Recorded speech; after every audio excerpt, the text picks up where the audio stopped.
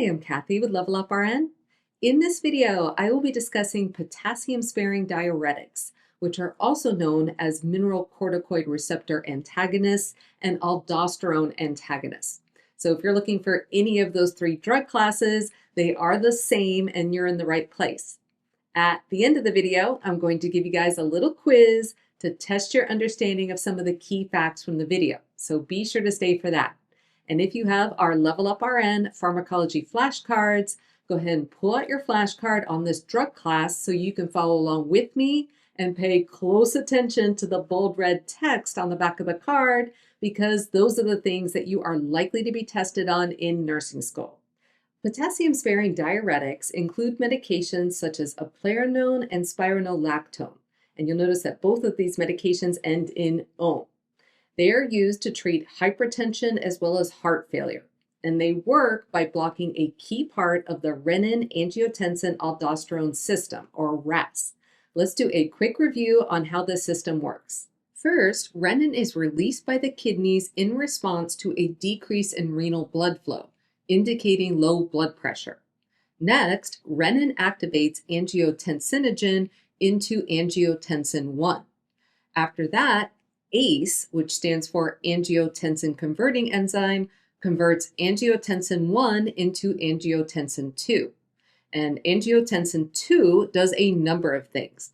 It causes vasoconstriction of the blood vessels, it causes water and sodium to be reabsorbed at the kidneys, and it causes the release of aldosterone from the adrenal cortex. This in turn causes more water and sodium to be reabsorbed and potassium to be excreted at the kidneys. So the ultimate effect of RAAS is to increase the blood pressure through vasoconstriction and the retention of water and sodium.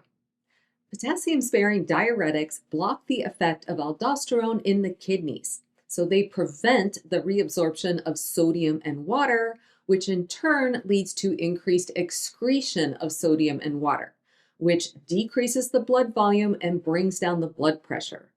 Potassium-sparing diuretics also prevent excretion of potassium. So therefore, we have retention of potassium, which is why medications in this drug class are called potassium-sparing, because they spare potassium from being excreted. In nursing school, most questions regarding potassium-sparing diuretics involve spironolactone as opposed to eplerenone. Our cool chicken hint to help you remember this medication and its effect on potassium is to think spironolactone spares potassium. But if you do happen to get a question about eplerenone, you can think eplerenone does an epic job of blocking aldosterone. A key side effect of this drug class, and the one you are most likely to get tested on, is hyperkalemia.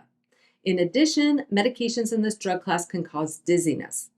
For spironolactone only, additional side effects include menstrual irregularities in women, such as amenorrhea or a lack of menstruation, and in men, it can cause gynecomastia or enlargement of the breast tissue, as well as erectile dysfunction and decreased libido. Spironolactone also carries a black box warning due to an increased risk of tumors in rat studies. But it's important to note that an association between spironolactone and an increased risk of cancer in humans has not been established. In terms of nursing care, we need to monitor our patients' blood pressure throughout therapy, as well as their potassium levels due to the risk for hyperkalemia. If potassium levels are elevated, then an EKG should be obtained due to the risk for cardiac arrhythmias caused by hyperkalemia. In terms of patient teaching, we should advise our patient to limit their intake of potassium-rich foods, such as bananas, potatoes, and spinach. In addition, they should avoid salt substitutes because they are high in potassium. All right, it's quiz time, and I have 3 questions for you. Question number 1. Potassium-sparing diuretics block the effect of blank. The answer is aldosterone. Question number 2.